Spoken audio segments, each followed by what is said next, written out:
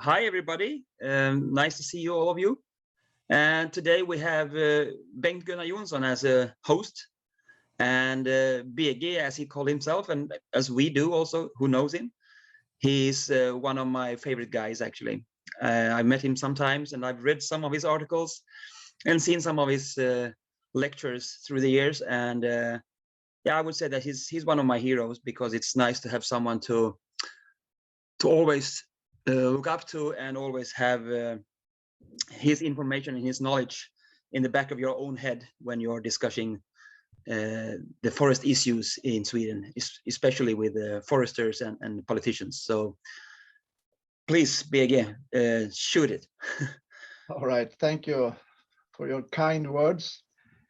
You know, as a researcher, you do your work at your office, or sometimes you're even in the field and collect data, and it's very unclear if you do anything good. So it's nice to hear that someone is actually reading papers and taking the information and maybe even use it for some good purposes. That's nice to hear. All right, yeah, I go ahead. Climate and forest, should we harvest more or less? I think that's one of the critical questions that we're standing in front of right now. And I want to share some of my thoughts and some of the research that we've done in this field also with you. And hopefully that's a good starting point also for a discussion. So yes, let's go forward and hope that it works. All right. So I start up with sort of the current narrative, or the story that this is, you know, in the front line, I think, of this discussion. The fact that we need to move away from a society that is based on fossil resources. It doesn't work, that's quite obvious. And then, of course, we have forest biomass that represents carbon that's sort of in the system. It's nothing that we dig up off the ground. It's there and it circulates in the ecosystem, and that it should be a basis for the future bioeconomy. And another argument is that as long as we do not harvest more than grows, we actually have a sustainable system. That's something that regenerates itself and provides the resource that we need. And if we sustainably manage our forest, we can also consider this as climate neutral. And I'd say in all essence, this is true. But the problems is more of the conclusions that has been drawn from this sort of this story, this narrative. And I take a quote here from Svante Axelsson, who is a national coordinator for Fossil Free Sweden, that claims that forest makes more use when it's cut down than when it remains standing. And I think the narrative is kind of correct, but the conclusions, that's something I hope that I can challenge a bit in my presentation. Of course, the real question then, if we look on the potential climate benefit from forest, they can come, of course, from the fact that it's a fossil-free and renewable resource that we can substitute fossil sources with. But on the other hand, it's also a carbon sink that is readily available, and it has a large potential to sequester, capture more carbon dioxide from the atmosphere. So these are the two benefits for climate that we can obtain from forests. So what we need to understand that then is what is best for climate the coming decades. How do we balance with these two potential benefits? And you know that for me, that we still have the question on what we should do in the future. And I'd like to highlight some of the traps that we should avoid in this discussion. And one of the traps is to assume that there is some sort of magic difference between green and black carbon. But actually the carbon dioxide molecule, it looks always the same. Doesn't matter where it comes from. And in the atmosphere, it has the same climate effect regardless of its origin. So there is no green or black carbon around. It's just carbon dioxide that we need to consider. And another trap to avoid is that we cannot assume that the history holds the answer to the future. If we look back the last 100 years, we can see that the growing volume in our forest has increased a lot. I could even use tremendously a lot. And at the same time, we have harvested more and more. And we have not harvested more than has grown. So the amount of standing living trees in the forest today compared to 100 years ago, it's much higher. But from that doesn't tell us what we should do now. We have the forest that we have now, and what's the best options for the future. And just drawing the lines from the past into the future doesn't really tell us what is the best option for the future. And that sort of brings me also to the issue of the time perspective. And one trap there is that we only look on the century scale. I mean, if we harvest the forest and we plant new trees in a century or so, we will have the same amount of carbon again. So for a long time perspective, we can sort of close this circle. But we need to become climate neutral by, as it said, by 2050. That's the deadline that we have for what we need to do. And then another trap to avoid is to simplify substitution. And with substitution, I then mean when we replace fossil sources with biomass from forests. And I think there is a lot of issues here to consider, and quite much of my presentation will center around substitution. So I hope that word works for you, meaning that we can substitute fossil sources with some other biomass-derived resource. And substitution is a mess.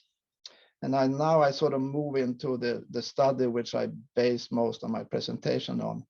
And first of all, in the last, let's say, decade, we have harvested around 80 million cubic meters of forest biomass from our Swedish forests.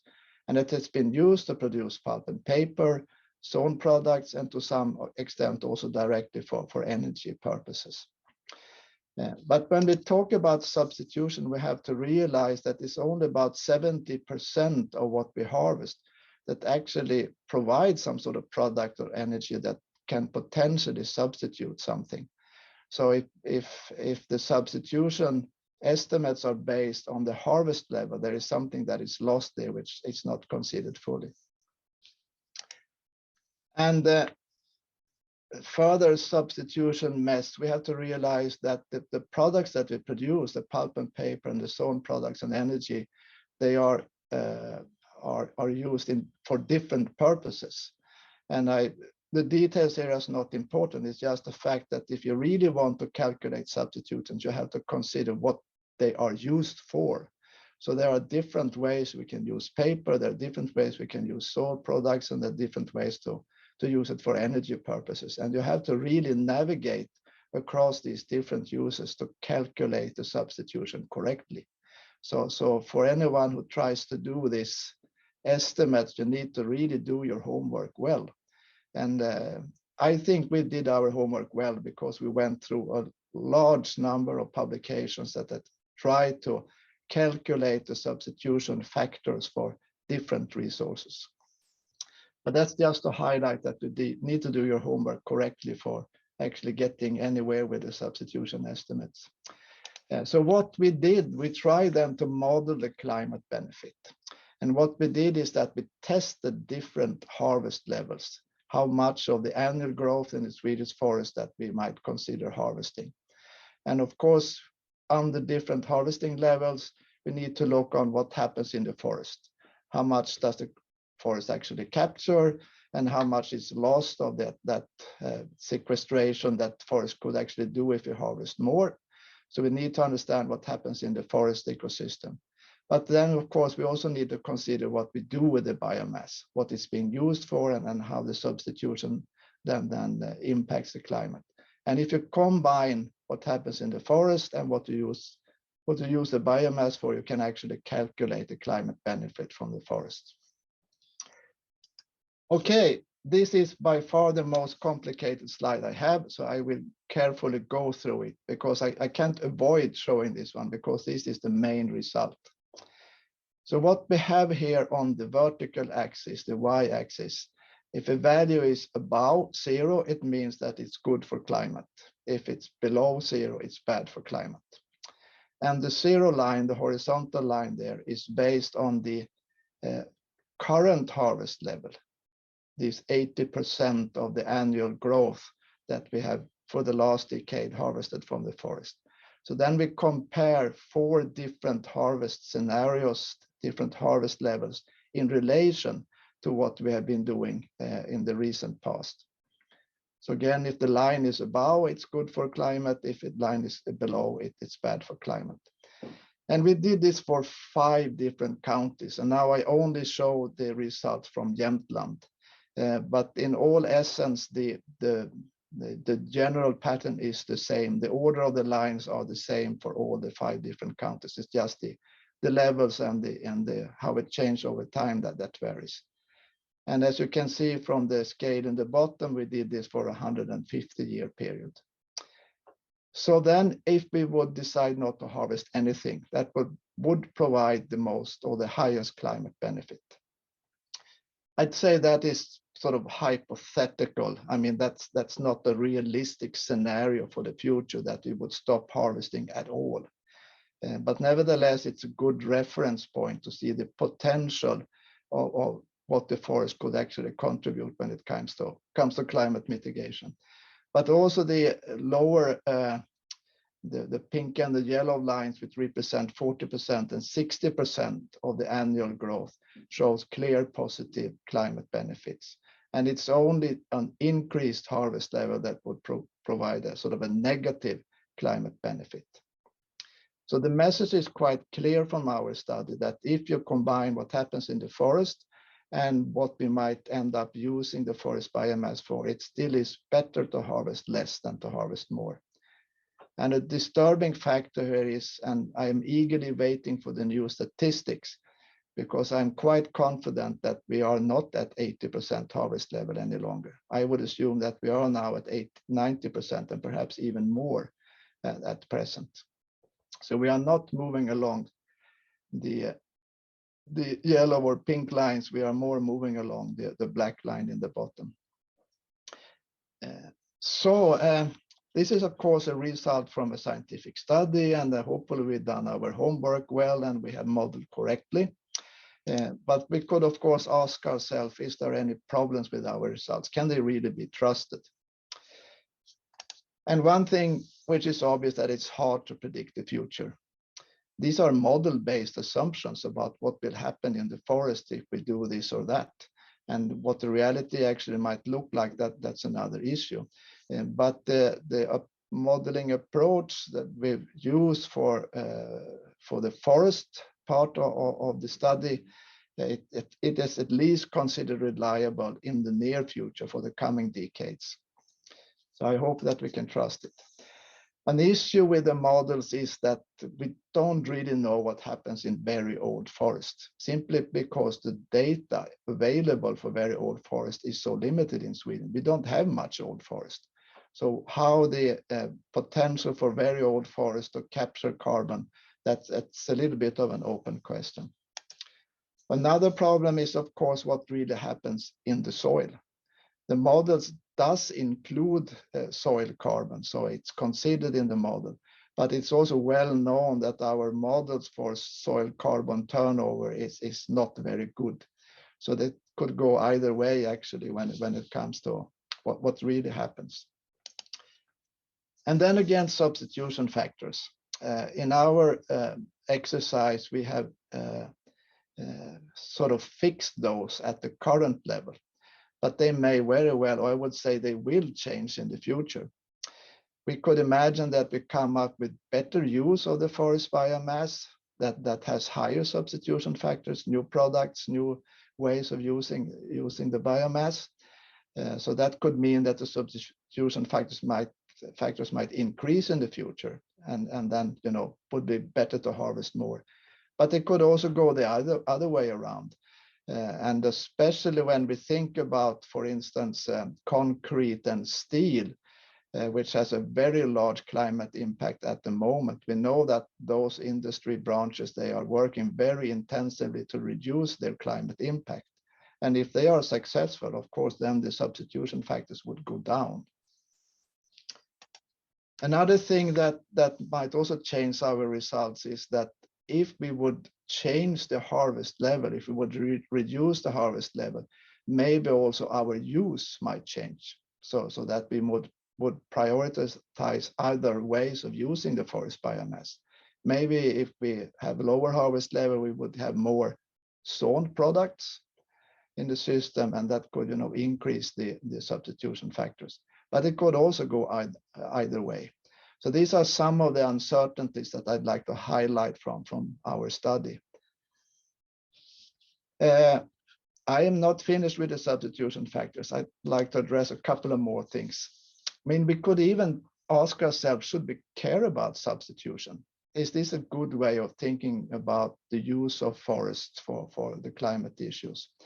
Well, yes, I think so. It's sort of needed into the future if we are going to move away from a fossil society and to the sort of an idea of a bioeconomy. Of course, the forest biomass is important. But, and I think this is important to highlight, there are policies and politics ongoing, and we have the EU climate law, and that will imply that the emissions will go down anyhow, because the emissions of fossil-based carbon dioxide is regulated by the carbon credits. And every year there is a limited number of carbon credits available for society to release, and they will go down, and they will be zero at least by 2055. And if the new suggestions becomes in place, it could be as early as 2040. And in that perspective, it doesn't matter if you substitute or not. The amount of carbon dioxide that are released from fossil sources are forced to go down by the EU climate laws. So I'd say that maybe the real issue here is not so much about substitution of fossil resources, but the issue is perhaps on the cost for the society. And then I mean not cost necessarily only in monetary and money terms, but in general, what is a society going to look like when we cannot use fossil resources in the future? So what is the cost for society of a transformation? And there I think the substitution question is where it really matters. Somehow we need to be able to build houses. We need to be able to transport ourselves. And if we don't have an alternative to the fossils, then there's going to be a very high cost. And that sort of also brings me to my last substitution thought, and which is kind of more philosophical. Relating to what do we really need to do? And I've been using this veranda example to highlight some issue here. And maybe we can turn off the Ursäkta, Paul, kan du stänga av din mic? Okay. So I guess it's nice to sit on this veranda, heavy rain, have a cup of coffee. You can look on the birds and the shrubs and the trees in the garden. It's kind of nice. So we might want to build a veranda. But when it comes to substitution, I have a hard time to imagine that you would like to build your veranda of concrete or steel or plastics or something like that. So we have always built verandas of wood, and I assume that we would do it also in the future. So do we really substitute anything when we build the veranda? Because the alternative is not to use some other material than wood. And secondly, if we choose not to build the veranda, the wood that we would have used could still be trees in the forest growing and capturing carbon. So I think that's a couple of questions that pops up. But in essence, when we calculate the substitution benefit from using wood resources, this veranda would be considered as good for climate. Because the sawn products, they have a high substitution factors, and the more sawn products we use, the better it will look like. And there's something that doesn't really work here in the way of thinking. We sort of assume that every piece of wood we use represents substitution. But I don't know, somehow from a philosophical perspective, you also need to consider, was it necessary? I leave that thought to you to think about. I will end my presentation and simply ending with, I mean, this is not about climate, but of course there are other issues. There are also other values relating to forest that we need to keep in the back of our head. And I think that a part of a narrative has been that, all right, we need to fix the climate. So the other issues are not as important any longer.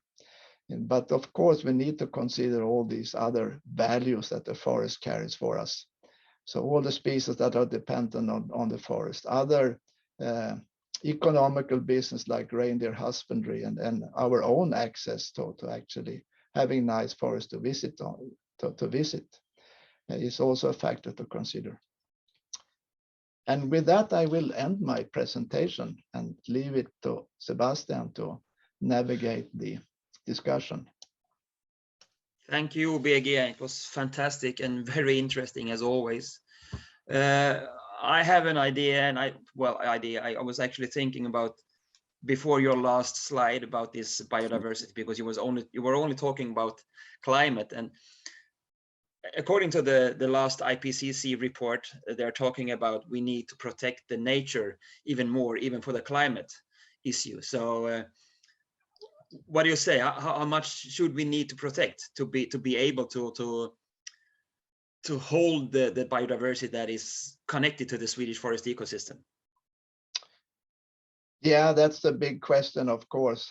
I would rely on the, I mean, it's is it 10%? Is it 20%? Is it 30%? I mean, you can't really answer that question, to be honest. My general answer is that if you really want to protect biodiversity, we cannot afford to lose the last remaining forest with high conservation value. That's quite obvious. Yeah. But that is probably not sufficient either. We probably, if we really mean something with protecting biodiversity, we also need to initiate restoration activities and be more active in that field. Yeah. I think here my main point is that I would say that there is no clear trade-off between climate mitigation and protecting biodiversity. They actually can support each other there are some win-win possibilities here. Yeah, great. All right, there's some questions among the viewers, and Ola, you were first. Welcome. Thank you. I don't know personally, but I've read a book called Sustainable Energy Without the Hot Air by McKay. And what he said is that per area used, photovoltaics is a much more efficient method to produce energy than growing forest or any type of biomass. So why do we still consider biomass as a potential energy source? Thank you. I guess it's because we have it. It's part of the processes that we have already in place. And I mean, I am not totally against using biomass for energy purposes, because as long as we harvest, we will get some residues out of that of course we can use. But I also agree, and I mean that's quite clear. If you really want to produce energy and you take the area consideration as you note, I mean then the sort of solar energy, photovoltaics is much more space efficient. Great, thank you. Jennifer? Hey, so I had like two just wee questions, and I let you pick which to go with. The first, in terms of at the end, you were saying the philosophical question of substitution, and using the example of the veranda, but also something so traditional like a campfire. You know, we use the wood, and I wonder if it's, you know, rather than substituting, if the solution lies in actually just reconnecting with where the wooden products come from, and what's, you know, re-educating or perhaps getting people to chop their own firewood to really learn that process and that reconnection. And then the other question is hemp, you know, can that be grown in like the kind of restorative agricultural sense rather than plantation? And is that a substitution? For example, I saw articles of like houses built from materials that have been created by hemp. Yeah, I mean, if I take the last question there, I mean, the problem with the forest biomass use is the time perspective. And I mean, if you produce biomass which you know have very short rotation period, like you know hemp as an example, then of course you get a harvest every year, and you can maintain the carbon in the system, you know, on the very short time perspective. So the if we had, you know, another century to solve the climate problem, then of course the use of forest biomass will not be a problem. But it's the short time perspective which is really the challenge.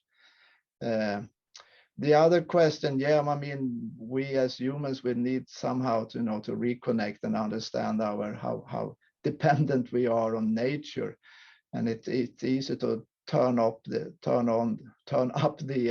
temperature in the house just by, you know, turning the knob on the radiator, and of course then you don't really see what you're doing and the effects on nature. But if people were more aware of their dependencies, then it would be, you know, easier.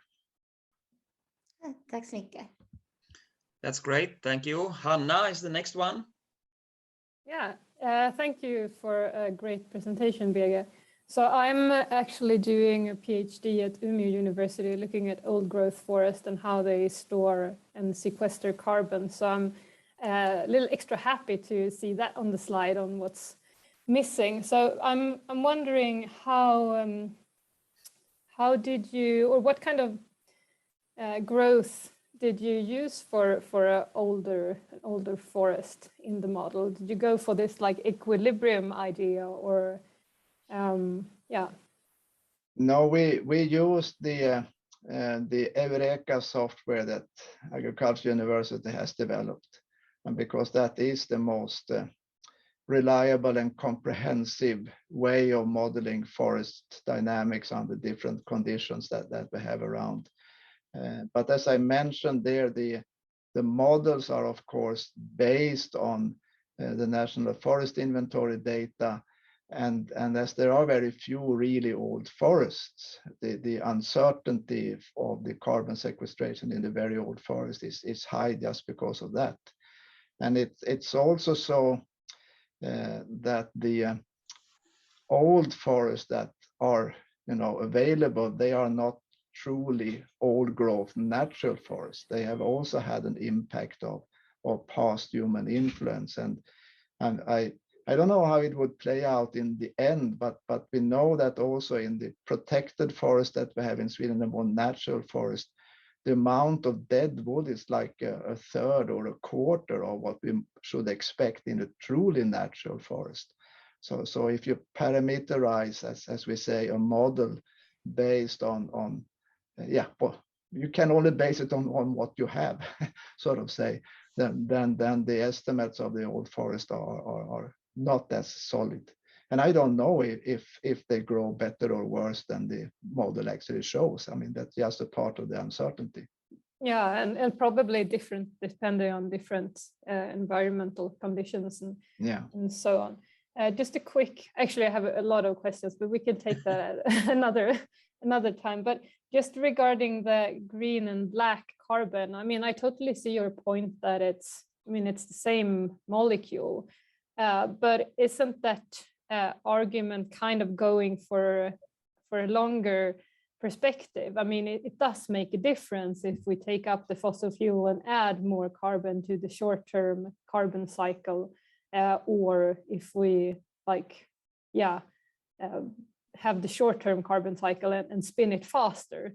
I mean, on the short term, it's problematic no matter what, but on the long term, it's even more problematic to get the black carbon, the fossil carbon, into the atmosphere. No, I totally agree. I mean, I'm not advocating that we should continue using fossil resources. That's absolutely not my point. I mean, we need to keep that black carbon in the ground for sure. It just, you know, that sometimes you hear this argument that somehow magically the biomass carbon is better than the fossil carbon, but from a climate perspective, it does the same thing in the atmosphere. But you're totally right. I mean, we need to move away from the fossil-based society. That's absolutely necessary. Was that okay, Hannah? Yeah, that's awesome. I will probably send you an email as well, again, and we'll continue. Yeah, that's great. Awesome. I just wanted to add one thing before Erik can do his question. But when I was reading the Swedish Agricultural University report of the harvesting of the Swedish forests, they say that we almost harvest the whole growth, the annual growth of the forest that we actually are able to harvest in. And the larger portion of the growth that actually goes over the harvest is actually been, made in the protected areas.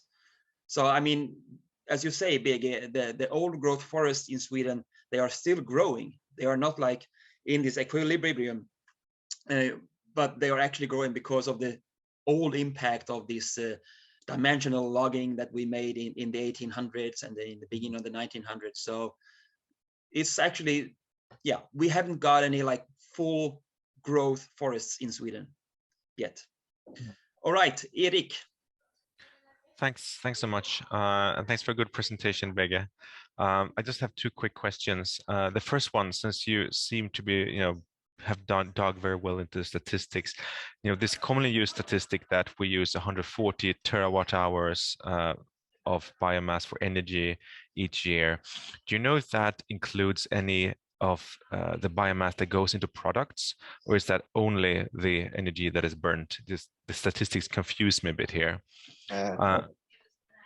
Oh yeah, we can take that question first, and I'll take the other one later. I mean, part of the biomass derived energy comes directly from the forest industry processes.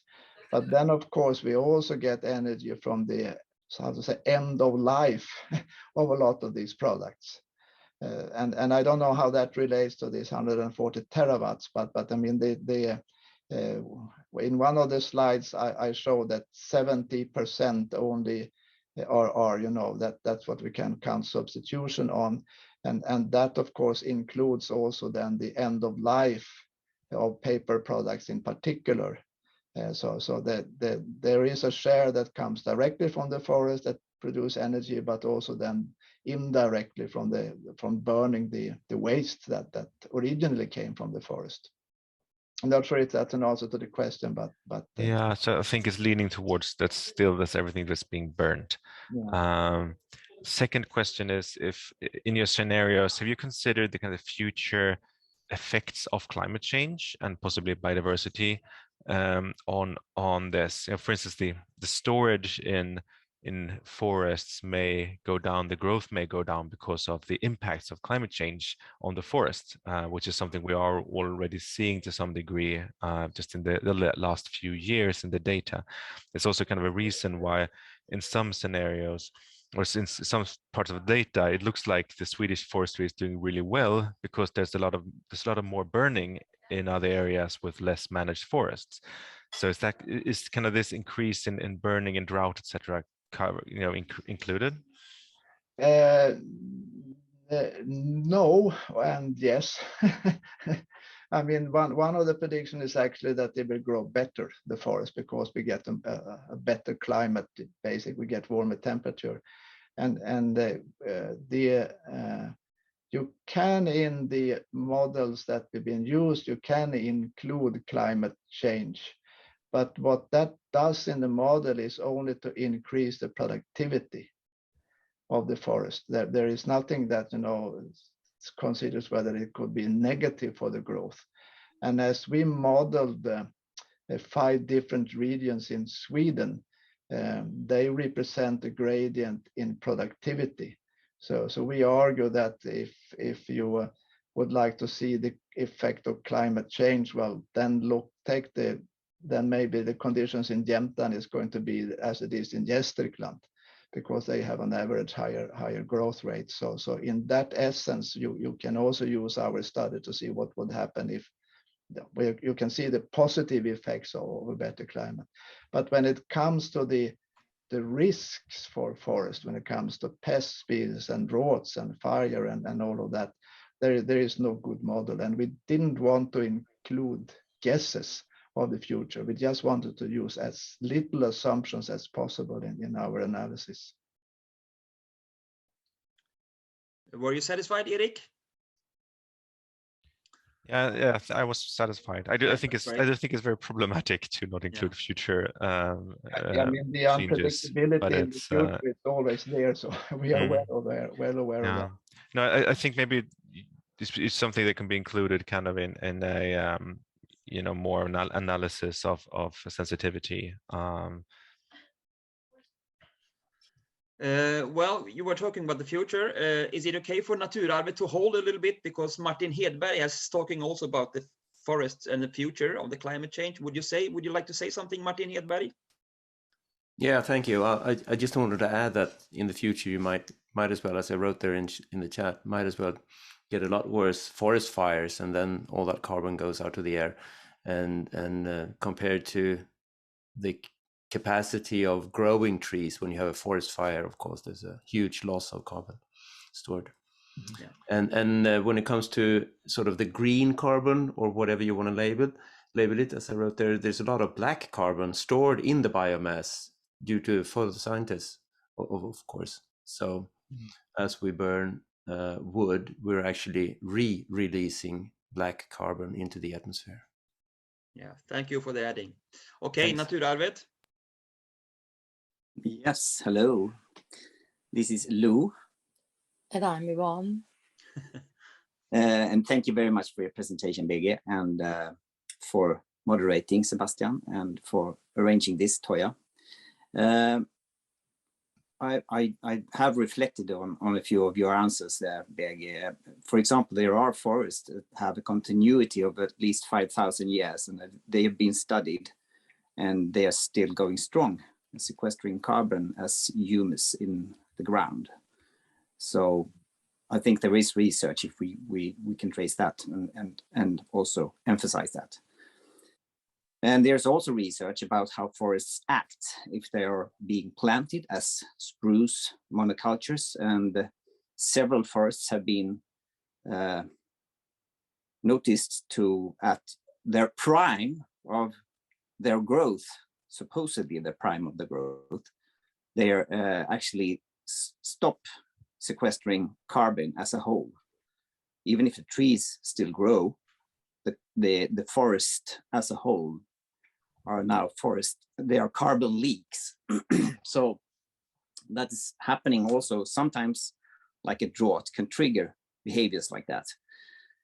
So I think it's important that we make a distinction about what science we are talking about. We are talking about science as a whole, but there is two very different ways of studying nature.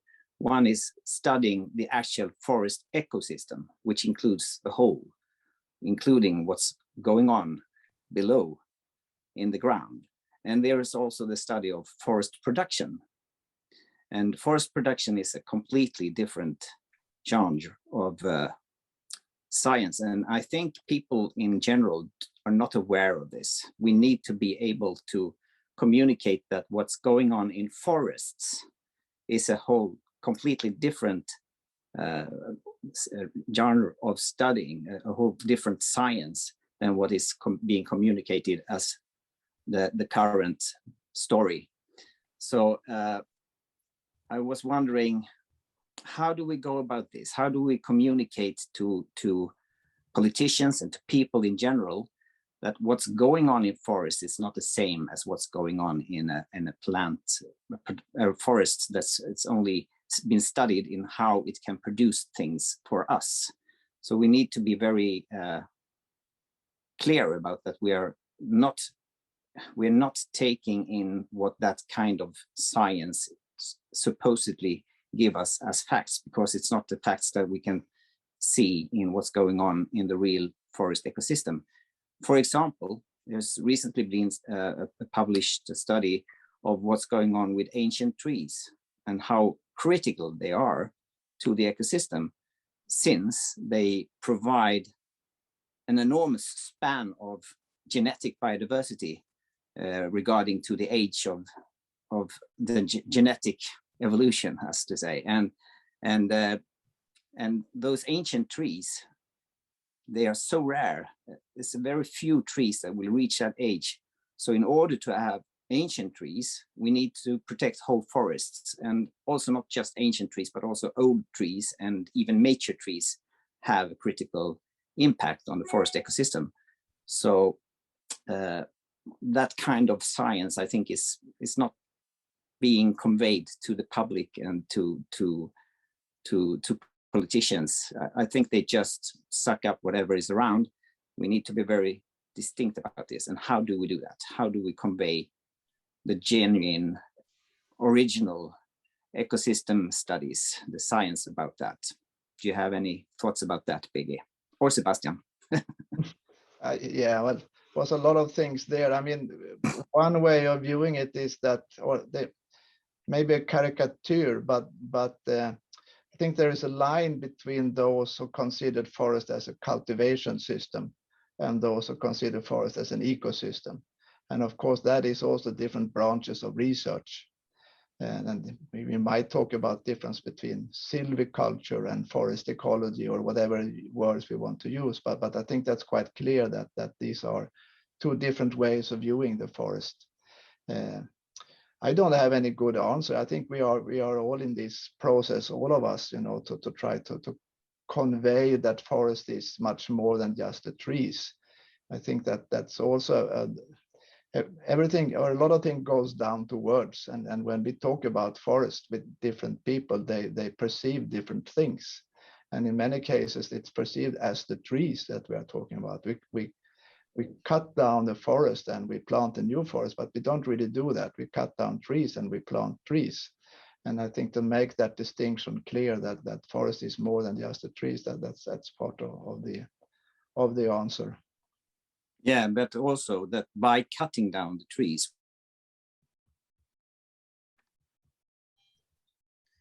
it's what makes things difficult to extrapolate into the future, of course. Yeah, but so. And not to necessarily defend our study, but I mean, we have tried to narrow down in this sort of climate analysis, and we have only then used the modeling tools that are available, and of course they come from the forest production perspective as such.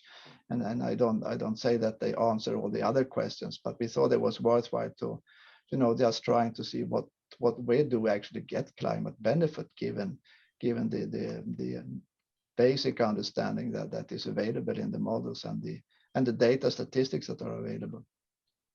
All right, thank you, BG and Naturarvet, Lou and Yvonne. We have quite many questions, so would everybody please hold the question like a very short one? I have one first from Paula.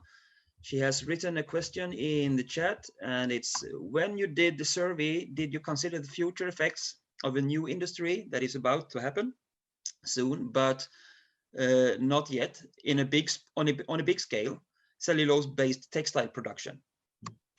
No, we did not. Of course, we discussed these issues, but we decided to try to keep our studies clean as possible and not assuming anything about sort of future changes in biomass use or these things that are really hard, to include in the modeling exercise. But I fully agree, and I hope I made that clear also, that especially these substitution factors, of course, it depends on what we use the forest for. Thank you. Then it's Anna Fogdell. Oh, thank you very much. So I was wondering, doesn't it matter how you clear the forest? So the way we do it now by clearing the whole area, just taking away all the biomass. But in principle, you will get the same amount of wood out if you take every 7th tree every 10th year, right? Instead of taking everything every 70th years. And that will satisfy both, like keeping the whole forest biomass there and the wood industry with enough wood to continue. So why is that included in the model, or why is this not a discussion? No, that would be another study, and I totally agree that it's a very valid study. To what if we change the forest management system? Yeah. Well, how would that mean? Or what would that result in terms of a climate aspect? And of course, then you could also analyze the biodiversity aspects. But this study is based on the current forest management practices, and there are many things you could tweak and knobs you can turn around in these kind of exercises. But we choose to do as little as possible to make the study as it's complicated enough, but sort of straightforward in a sense. But I totally agree. I mean, what happens if we move into some continuous cover forestry instead? And I mean, you could model with increasing fertilizers or doing many different things and see what the outcome would be. But we only studied the current forest management practice. Because I think that for example, Stora Enso, they regard that as not even a question that they consider and that they discuss, which is like they are the ones that need to change. And how do we reach them with I mean, it would be nice to have models showing that we could actually satisfy both that industry and keeping the biomass if we just harvest in a different way, right? By thinning instead of clearing. But I think you would need to integrate all the other values also in such an equation, because if you only focus on climate aspects, I mean there's so many other values that are connected to it. So it's still valid to understand what happens with the sort of climate benefits, but I think if you would like to twist around those questions, you also need to think about other values. Thank you, BG and Anna. Now it's Ann. Yes, my question is if you, BG, have any figures on the relation between forest and the ground, how much coal they hold. If the ground, I suppose it depends on what kind of forest there are, but if there are some overall figures that compares the amount of coal in the trees and in the roots and in the ground, and what that has to do with what kind of harvest ways you use. Do you understand my question? Yeah, no, I mean it's quite clear that we have in our forest we have much more carbon in the soil than what we have in the growing trees. So that is a very critical part of the carbon, and all this relation to what the mycorrhiza do and how they turn around the carbon in the soil. That's a very that's an important part of the system. It is not my field of research though, so I can't give any direct numbers on it, but if we don't understand what's going on in the soil, we will not understand what's going on in the forest. That's quite clear. Thank you, Ann and BG. Or you would like something more, Ann? That must depend on if it's a plantage or natural forests. The plantage has not so much in the soil as the natural forest. Isn't it so? I think it depends on the time perspective there also, and how intensive the plantation system would be, and where it comes from originally also.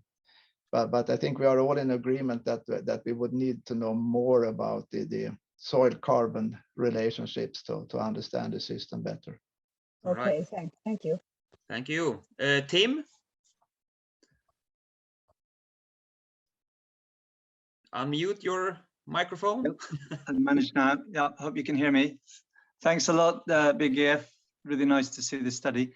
My question is, just reflecting on this modeling study, thinking about, I mean, what you're evaluating here is different percentage of harvests. But as a lot of the discussion is sort of identified, there's all these interlinkages with other things going on in the system. And that in terms of policy choices, you know, most of the policy choices don't relate directly to that control variable of. So I wonder, is there a way to extend this kind of modeling approach, but looking at what other, you know, other policy variables, other policy impacts, like, you know, regulations on how buildings are made, some of these other parts of the system which might be the direct target of policy measures, and that the percentage harvests, you know, might be a resultant factor of that. And, you know, so policy changes which actually are affecting the substitution effect, or is affecting what's going on in other parts of the economy, or affecting the way in which the forest is growing. Yeah, no, I totally agree. And how should I address this? I think it's not an excuse, but this whole study that we made was, you know, basically for me and my colleagues to understand what's actually going on. what are the sort of what are the baseline somehow how in the system, and for that reason we try to use as little assumptions as ever possible, you know, to get an understanding. But it really raises more questions than it answers, because, as you say, if there are policies in place that would favor some certain type of use of the forest, then of course the system changes. And if there are policies in place that, I mean, for instance, which I think is interesting, if there were policies in place that would pay forest owners to store carbon, then you also might end up with a new situation. I had on one of my slides, but I removed that actually in the very end, this LULUCF regulation, which land use and land use change in forests, which suggests that Sweden will have an assignment to store more carbon in the forest ecosystem. And that can have, and it cannot only have, it will have impact on the forest harvesting in Sweden if it becomes decided. We made some very rough calculation, but probably we need to reduce harvest level by 10% just to meet the requirements of this EU regulation. So you are right. I mean, all these policies, they directly link to what we do or don't do in the forest. Thank you. It's not really an answer, but I agree that the policy dimension is critical. That's good. Thank you, BG and Tim. Now it's Silla. So keep your questions short if it's possible. Yes, I don't have camera, but I'm asking about the word bio, for example, biofuel, because it's a lot of content in it and very hard to see what it is. For example, in the company Prim, they put a lot of things like slaughter waste, etc., and it's very much important. So I'm asking of the word bio, is it other words that you can actually see, like it's forest, where it comes from? And yeah, that's a very complicated thing, I think. It sounds good. Yeah, it sounds good from the perspective that we need to be more bio, but of course where the resource comes from has different environmental impacts. I again think that this whoever asked or raised the issue with the hemp, for instance, if we have biomass that comes from sort of rapid turnover, then it's a different thing compared to forest biomass that has such a long delivery time. Thank you, BG. Caroline? Or Caroline? Or what is it? No, it's Caroline. Oh, Caroline. Yes, German. Okay, so I mean, there was a lot of questions on like what you should have, how you should improve the models and other factors to include. I think the results are pretty clear. I think if you just look at the climate impact of these different scenarios on forest, it was crystal clear results, like less harvesting would have like an immediate positive effect on the climate. So I wonder why there's still so much fuss like around and why, like how this result was like communicated to policymakers, if they take that into account.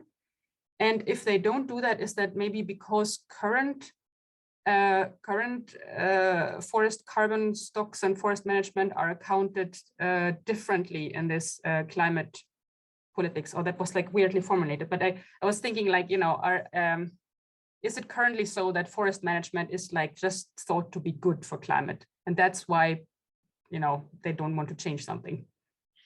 I think that's a North European Fennoscandian perspective. I mean, if you go down to the EU, then it's much more nuanced, and the EU is pushing very hard for the forest storage capacity in the new policies. And I don't know, you have to somehow choose to be optimistic or pessimistic. And I prefer to choose to be optimistic. And I do also see signs in the Swedish discussion that they sort of slowly sinking in. There was a very interesting report from Konjunkturinstitutet. I don't know how to translate that into English, but they are a heavy organization in the Swedish context, and they are clearly pointing to the need to store more carbon, and also discuss what kind of incentives could we provide to landowners to actually make this happen. So I prefer to be optimistic that this understanding of the role of forest as carbon stores and sequestration, or the sequestration potential, is slowly gaining momentum. Thank you, great BG, and thank you for a great question, actually, Caroline. Alice there. Thank you very much, BG. Also, thank you for doing the study. That was really, really important to get some numbers on this question, which you hear endless debates on. Really appreciate it. You ended philosophically, so I want to ask a philosophical question. I looked up your paper, looked at the figure, looked at the your output models, and what it does seem to show is that if we go 100 years from now, the not harvesting option starts to become the worst choice for the climate. So my philosophical question is, why should we not be thinking about 100 years from now? Why are these 100 years so much more important than the next 100 years? There are likely to be species alive on the planet even then. Yeah, no, I agree. I mean, we emphasize the short-term perspective with the 2050, as you know, we have to do something radical at that point in time. But I mean, we don't argue for keeping the same harvest level over endless time periods. I mean, if we can take the forest and get benefit from that in this critical time period, there's nothing that sort of forbids us to, to increase the harvest level later on. And then, of course, our models doesn't, matter at that stage. So maybe we should decrease now for a few decades, and then we have more forest resources that we can harvest in the future when we are getting control of the climate issue. So it's not like a fixed thing that you have to choose now to harvest 60% endlessly. Just now we need to do something, and then we can, of course, adjust and change in the future. Great answer, thanks. Thank you. All right, the last question to Ola. Hi, this is Janine, actually. Okay. All right, just to sort of thank you for your work. I think it's really excellent. And I think it's important to be activistic. And so if we look at how did your paper affect the policymakers and the politicians? Because at the moment we have statistics from Gothenburg that 52% of Swedes think the climate is the #1 issue, 43% that it's in the top issues for our election. So it's 95%, but I don't think we could say that out of 349 parliamentarians that we have 95% think the climate is coming first. So how did your paper make a difference there?